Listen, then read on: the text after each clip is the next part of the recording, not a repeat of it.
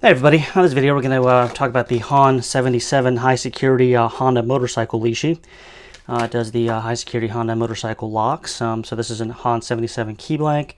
Up top is a HON66, which is a Honda high security car key. One of the differences, the bike key's got that groove milled down the middle of it. I've read you can actually cut that groove down the center of a HON66 and it'll actually work in the bikes. So we're going to be picking and decoding the gas cap. I have an ignition here as well.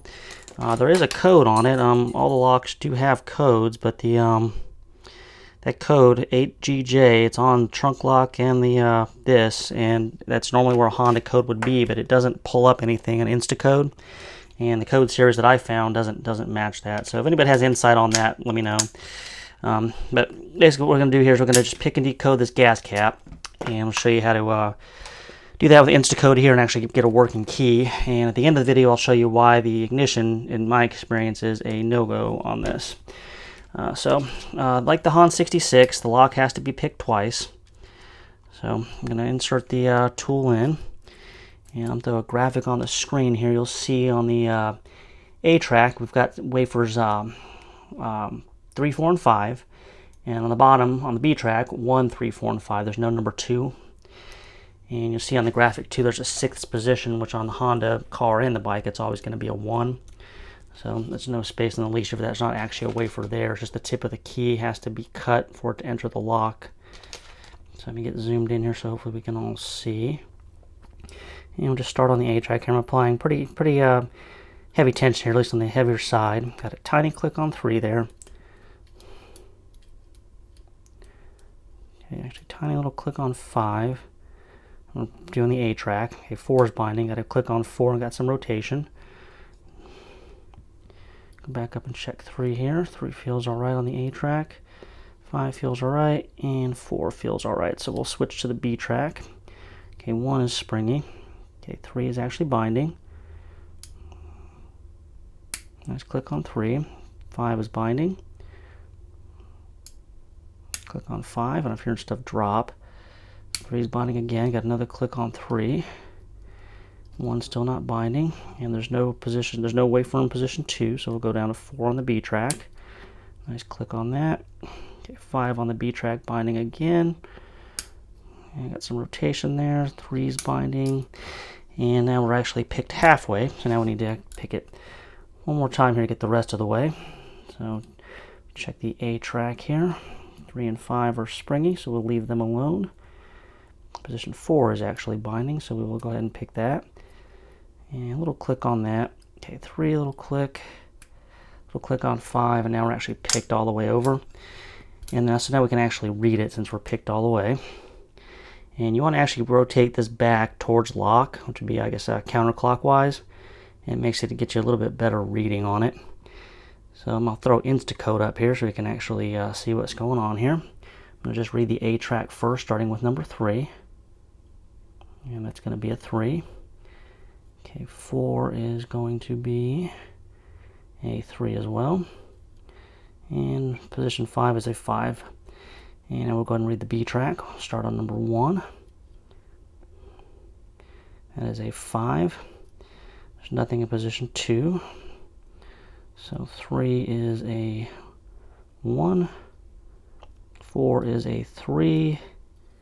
And 5 is a 1. Alright, so that gives us a code here of A673.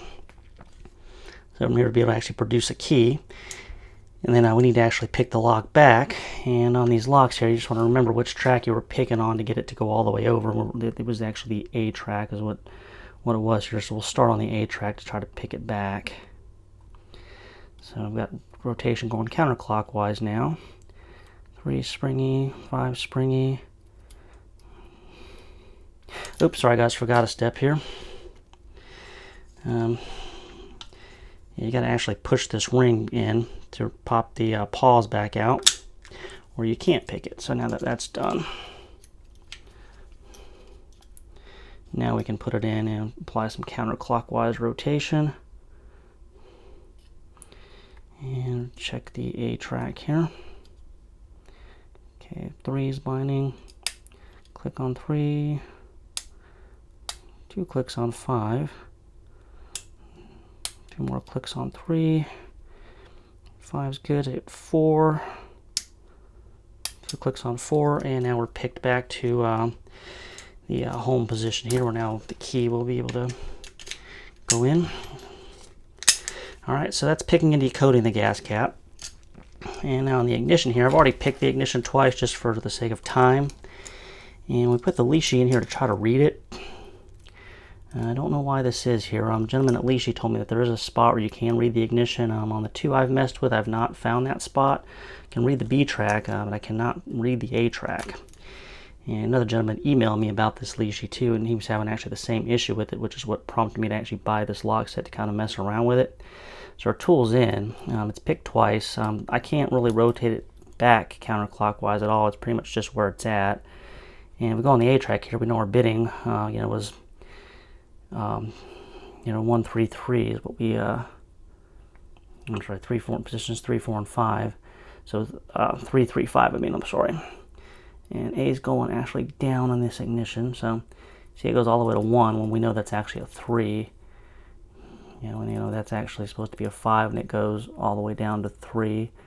And I can fool around with it here. I can't get it anywhere in a position where I can actually read the A track. So in my opinion, it's not worth even trying to even do the ignition. Just stick with the gas cap. If there's not a gas cap, I guess you just be taking something apart. So anyway, that's pretty much what I got on this one, guys. I'll pick this ignition back here later. Get the Lishi unstuck. But anyway, if you have any questions about it, let me know. You can leave them in the comments as always. And if you have any insight on that code series too, let me know. Because I did find a valid code series, which you saw on the Instacode graphic. But it doesn't correspond with anything I can find on any of the locks. Yes, I do have a complete lock set here. So I guess that's all I really got here. I'm going to say questions or comments, please put them in the comments. And that's going to do it for this video, guys. Well, I'll talk to everybody later.